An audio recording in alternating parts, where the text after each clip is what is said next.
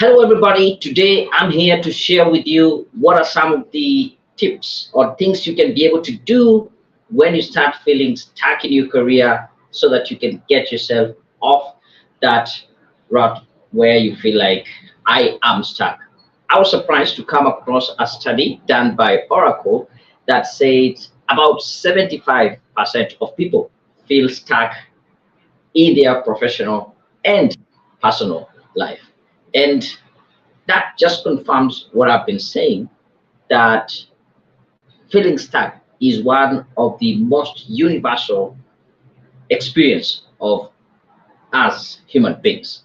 At some point you will get stuck, or you will feel as if you're stuck in your career, in your personal life, in your relationships, in your finances, in your well health and fitness, all that area. And that is what I want to share with you, some of the things that you can be able to do to get yourself unstuck.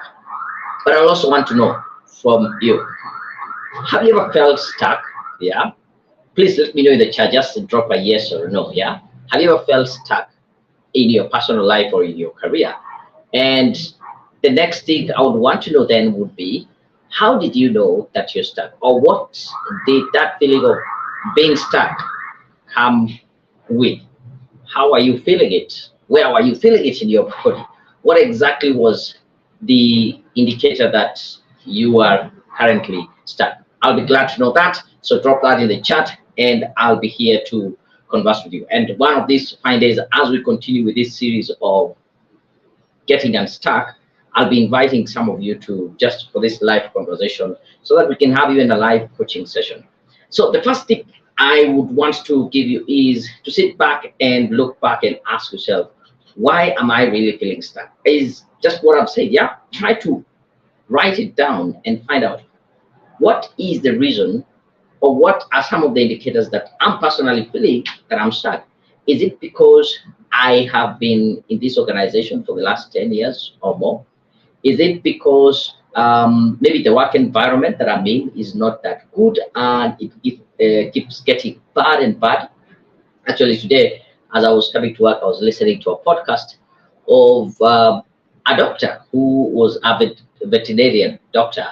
And once the hospital that they were working in got bought by some venture capitalist, the terms of working changed.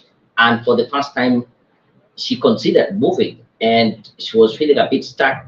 And one of the reasons why that was so is because the terms and conditions of the contract were changing. It was getting harder and harder to get the right support from the management. All the management was having to deal with, so there was several bureaucracy, or can I say steps for you to get something approved, when it was just a local small veterinary hospital.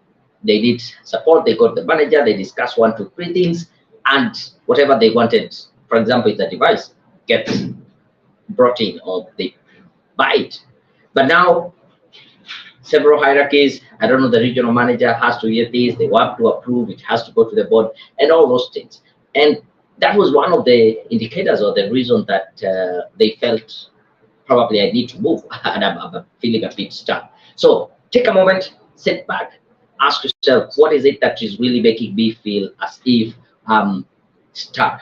I would be happy to know what your thoughts are. If you have any questions, then drop that in the chat. Let me just check to confirm that it's working.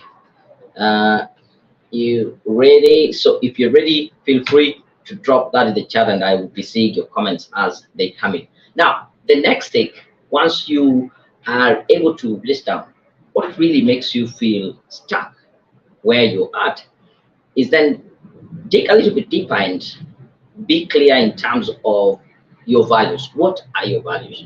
What is it that you stand for? What is it that is bringing that misalignment? Yeah, for example, at work, and this is what I believe in, but they're doing something totally different. It might be the products that you providing, it might be the working environment, it might be the work culture, yeah, or the company culture. Get clear in terms of what are your values. And most of the time, that feeling of being stuck is as direct relation between your, when there's a misalignment between your values and what you're doing day in, day out. Get clarity on that. And then try to be open-minded.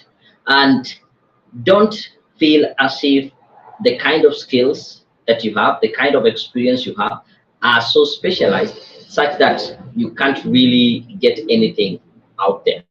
Yeah, I know that is one of the reasons why many people feel kind of stuck. Now, there is a bit of some noise coming off the background here, so allow me to close the windows and see if the noise disappears. Oh my God.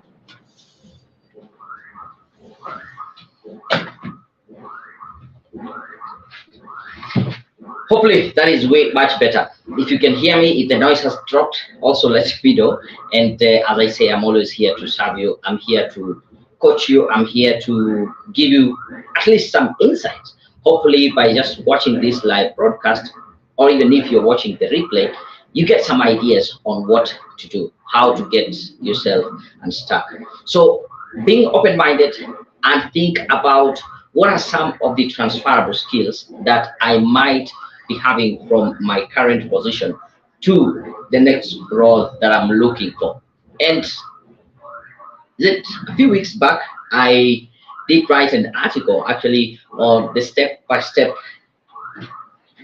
guide in terms of how do you write a cover letter for a career change. And one of the paragraphs is about talking about the transferable skills that you have. It might not be very obvious to everybody that since you've worked in company A or in this industry, in manufacturing, then you're going to be of value when it comes to probably a service-based industry or in the financial industry. It is up to you to take that step and interpret it to them or communicate it clearly for them to see the transferable skills. So try to be open-minded. Think about what are some of the transferable skills you have.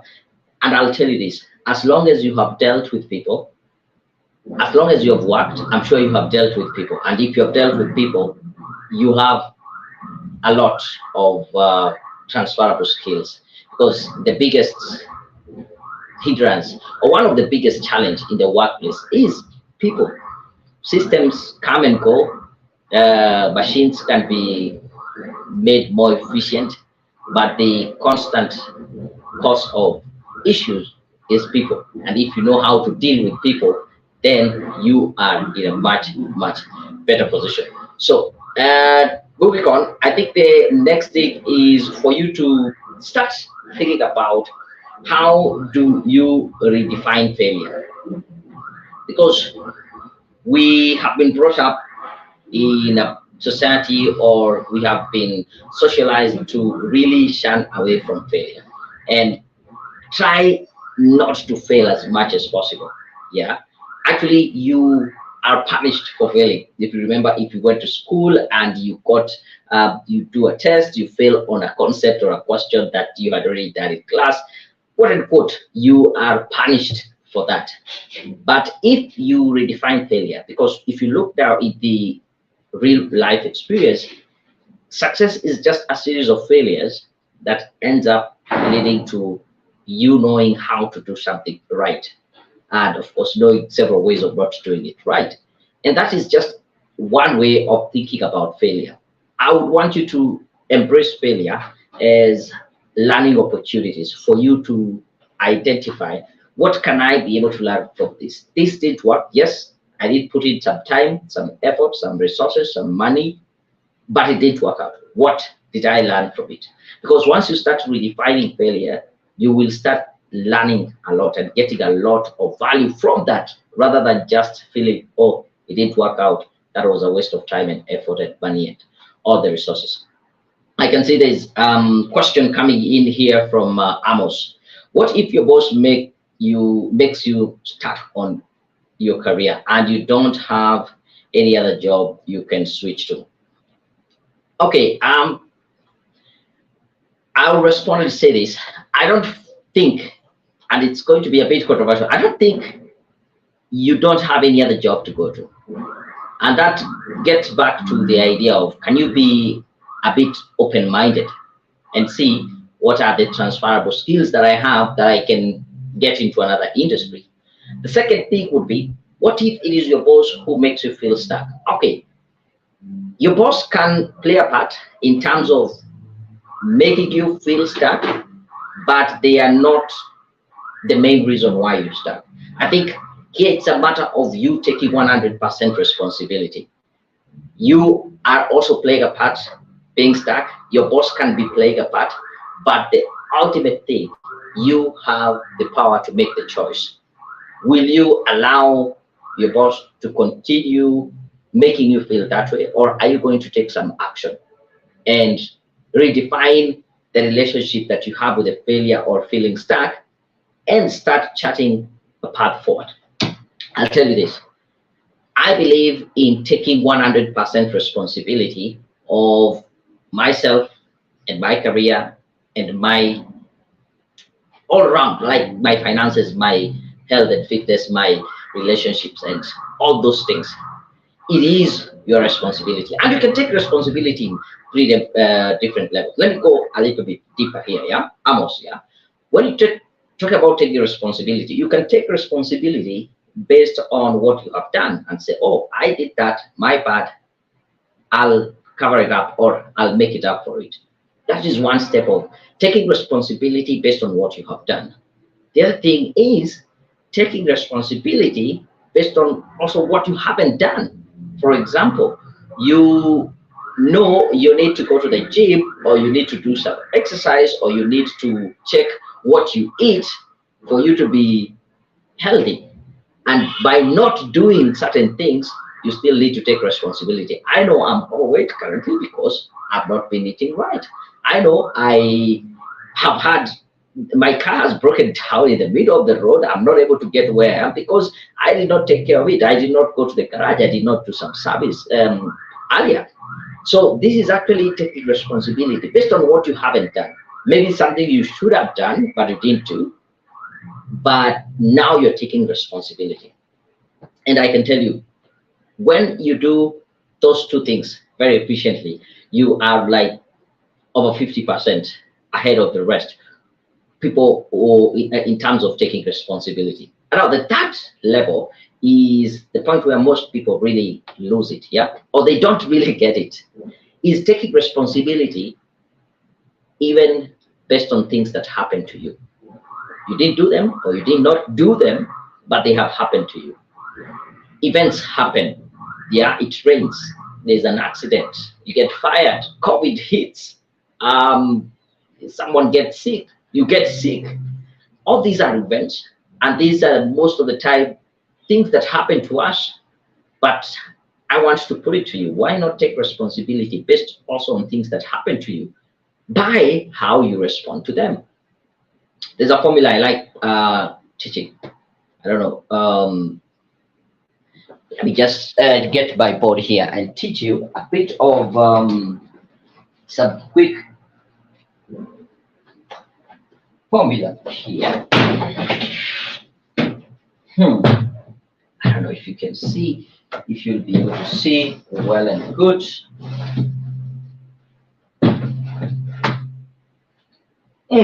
That is better. So, it's called E plus O is equals to, oh no, E plus R is equals to O. Things are falling here. Okay. Hope you can see that, yeah? E, oh, you're right there, yes. E plus R is equals to O. And if you embrace this, it will change how you perceive things in life. So E is the event. This is the event. And I've said events happen to all of us, yeah? They happen to all of us. You might be sick, you might get fired, you might, things happen. It rains, you have an accident. It's a drought season. The other day we had locusts coming in and eating everything in the farm. That's an event. And it happens to all of us. Then we have the R, which is your response. Based on how you respond, that will determine the outcome. And guess what? You have the ability to change the response. You can't do anything about the event. Let me give you an example. I think 2 years back, when COVID hit, it was quite tough. And many people lost their job. Not because they were not good workers, not because they didn't have the skills, not because of anything, but the situation or the businesses were not able to support them. So most people lost their work. And if two people, one lost their job and decided to go home and wallow and just be bitter with the company and say, hey, I knew it. These guys were just looking for an opportunity to fire me. I did like the way my boss used to treat me. They were just looking for an opportunity to get rid of me. And you remain bitter. You remain really, you have a lot of bitterness about the company. That is your response. 1 year down the line, you're still there, unsatisfied with your life, complaining, and that is your outcome based on your response. But look at someone else who lost their job because of COVID, and then they realized that probably the line of work they were in was not what they were calling, is it essential services? So they say, why can't I learn a new skill? I think I can try out, I don't know, digital marketing. Everything went online. Can I support businesses on how they can be able to market or sell things online? They decide to learn a new skill. Oh, people are having a hard time maybe getting good food. They're just eating junk food. Can I learn how to cook and prepare some healthy food and deliver or take them around? Can I start a business? Can I, whatever it is. The difference is the response. 1 year down the line, someone has a new business, someone has a new job, someone has a new skill. But the event happened to both of them, but the outcome is totally different based on the response that you had. Hopefully that was helpful, Amos, and thank you for bringing that point up. And my hope is just to give you the idea that you are in control. You can make some changes around that will give you much bigger return on investment. It's only that when you feel stuck, it's an indicator that you need to change. And one thing that happens when you need to change is that your brain doesn't like change. Your brain doesn't like change. Your brain is made to make you survive. By the way, your brain is not there to make you happy, is to ensure that you survive. And so if you are proposing change because you're feeling stuck, things need to change, your brain will want to shut that line of thinking down and tell you, no, what if it doesn't work? You get now into what I call the what if loop. What if loop? What if it doesn't work? What if you are saying here, what if I don't get another job? It seems that there is no other job that I can actually be able to switch into. What if? What if? But once you know that is just your brain, a way your brain is meant to protect you, you can still take charge and say, I'll make some changes. I'll take some actions that ultimately 1 month, 2 months, 3 months down the line can be able to assist me to get there. So I think I've stayed there a bit long enough, but feel free, Amos, send me your email or forward me your application or your CV. I can see the best way I can be able to guide you. My email is daniel@careerpoint.co.ke. And even more importantly, you can book a coaching session with me. Just a free call, yeah, for us to be able to discuss and know what would be the best way to maneuver the change. Because if you're stuck and you're really not happy where you are, that wouldn't be a good environment for you to thrive and actually be the best that you can be. So feel free to drop that. I think, let me check if there's any other question, any comment. Okay, so far, so good. So Amos, Did you get value out of that? Let me know. Drop that in the chat, yeah? If any other person has any question in regards to their career and actually feeling stuck, let me know about that. So moving on, I was giving you some tips on how do you really get yourself when you feel stuck. The first one was taking a step back and really thinking through why are you feeling stuck in your career. The second thing is to be clear in terms of your value. People are happier when their value system align actually with their careers. If your value system is aligned with what you're doing, you're way happier and chances of you feeling stuck is very low. We talked about being open-minded and think think in a much broader way, not how you are fixed in that career or that job that you're currently doing, and being a bit open-minded in terms of what are the transferable skills that I have. And we have also talked about you need to redefine failure. Yeah, many of us label experiences as failure instead of stepping stones. Yeah, yet what you perceive to be a failure in the moment could actually lead you to get even greater success in that line. Just because you tried and you failed and you persisted, then you end up succeeding. Think of this failure just as detours or roadblocks that you have to overcome to build your capacity to actually be able to maintain the success that you have. And the final thing I want to share today, just before I get to any other questions that come in, is ask for help. Ask for help. And there are different ways that you can be able to ask for help. Now, number one would be sharing it with a friend or someone that you trust, probably not a colleague that will go talk to the boss and tell this person seems to be quite unhappy where they are. But that is one step. And the other thing is get professional help and get a counselor, get a mentor, or get a career coach. And that is why I'm here. I'm here to help you.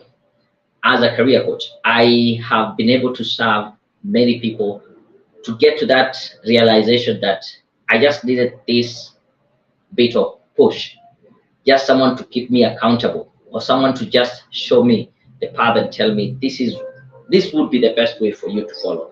And voila, they had the light bulb. Thank you very much, Amos. I am grateful. I can see. Thank you for the feedback. This makes me gain a lot. Yeah, I'm happy to hear that. And as I say, the next step would be asking for help. And you can easily ask for help. Drop me an email. Just say we were here with you on a live session. Attach your CV, or you can easily just book a free consultation call with me, careerpoint.co.ke/book a call. So no one actually really is able to transition without getting help. And we are social beings. It's only that sometimes we feel like we are self-sufficient, but by default, we have been created to be dependent on one another. This is the time for you to lean on significant other, your friends, your family, your colleague, a mentor, a career coach. You might also consider getting some unbiased feedback, not someone who's directly involved. Maybe your colleague might have some tainted lens when they're discussing because they're in the same company. Your family members can sympathize or empathize with you, but they might not give you the best advice because they also they want the best for you. And sometimes you might need that tough love. Getting a professional career coach to deal with some of this or give you feedback would be something that would be helpful. So I want to pause here. I like keeping this.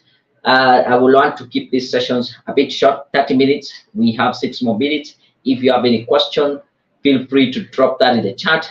If you're following through on YouTube, Facebook, LinkedIn, let me know. What is your key takeaway from the session today? What have you learned? At least I got to address Amos' question. Oh, I don't see any other question. If you have any question, feel free to drop that in the chat. And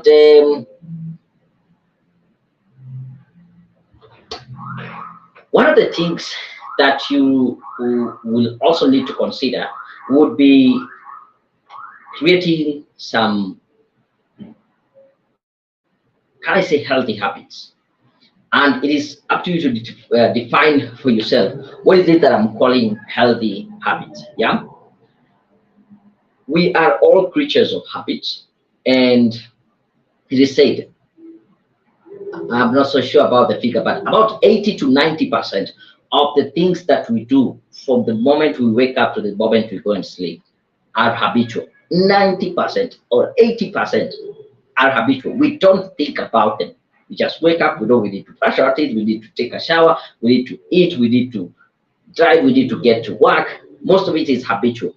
You don't spend too much time thinking about it. And that is the work of the brain. It is there to reserve energy. It doesn't need to really think through some of the things because you have been doing them over and over. And since most of the things that we do are habitual, why not decide some of the habits that we want to adopt are going to be healthy habits that are going to help us get where we want to. Now think about your career, forget about all the other aspects of your life. Yeah, some of the healthy habits that you can decide to adopt would be getting to learning something new every day, or decide to pursue or learn a new skill, or enhance a certain skill that you already have that is going to help you in your line of work. Now, this might not be so natural for you, so you need to take some simple micro steps to try and get yourself there. As simple as reading a book. It is said the top CEOs, the top leaders, one of the habits that, or one of the things that they have in common is that they read books. Get a book, read. If you decide to take 10 pages per day, I don't know how long it takes you to read 10 pages, but that might be 10, 15 minutes.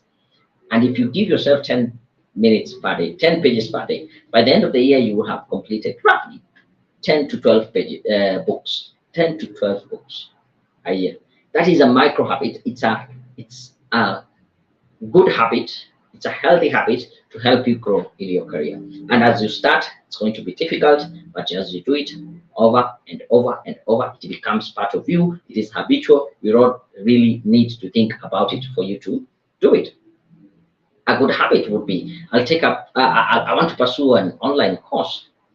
There are so many online courses, free and paid courses. It's for you to determine which course is going to really help me move to the next level.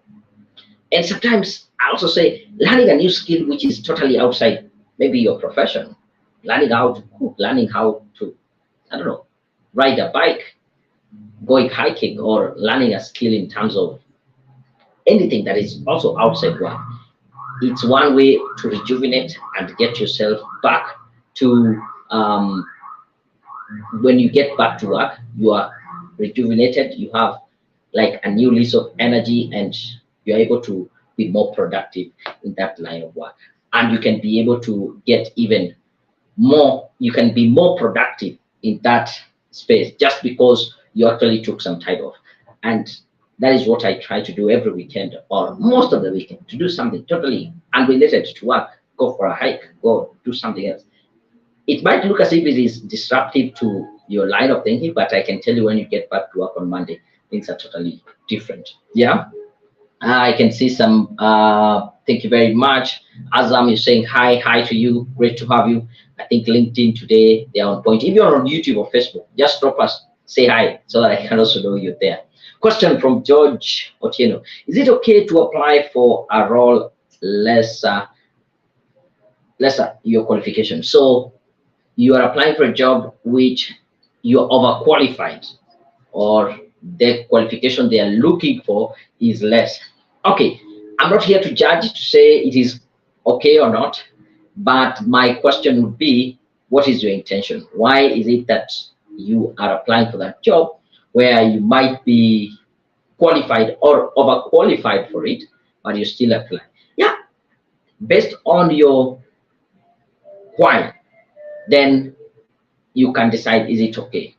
Is it because this is a much good company and they have a much better career progression path for me, and I don't mind getting in at a lower position, even if I'm overqualified for that, and to go up. If that is the reason, that is okay. If it's because you want to switch to a different new industry and you want to start again a little bit lower and there's a chance for you to go up, that is still okay. So it's based on why do you want to do that. And I will also diverge a little bit and say sometimes when you're doing an application for this kind of roles, yeah, it might be important for you to think about how will you deal with the issue of being overqualified. Because you might have had people say, I've been applying for so many jobs, even some jobs which are, they're asking for less qualification than I have, and I'm not getting invited for an interview. And chances are, most of them, you look, the employer, the recruiter, the person who is going through the application feels like this person is already overqualified. There's no need for us to call them in. So how do you communicate?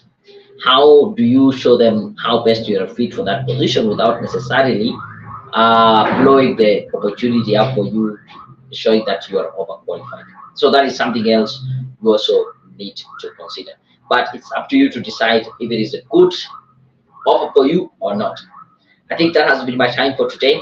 I really appreciate each one of you. Thank you for coming in. Thank you for participating. Thank you for bringing, putting in your questions. I really appreciate it. Let me know what you have learned from this session. My hope is as we close the year, I help as many as I can to get unstuck in their career. If you're feeling stuck, that is not a good thing, and we need to get you unstuck. If it's about changing industries, if it's about changing your career, changing your job, just probably the same space, I'm here to guide you and help you. I really appreciate you. Yeah, hi, learning a lot from this session. Kevin, really appreciate that. Is good. So, two options that I want to give you. Feel free to drop me your email or your CV or your application. Remember to mention that we met on this live session, and let me know how I can really help you. If you're feeling stuck, if you really want to get to the next level, what do you do? You can also go ahead and book a coaching call with me so that we can be able to get to know what is it that, or where you are at in terms of your career, where would you want to get, and how I can be able to come in and help you. And until next time, I'm out.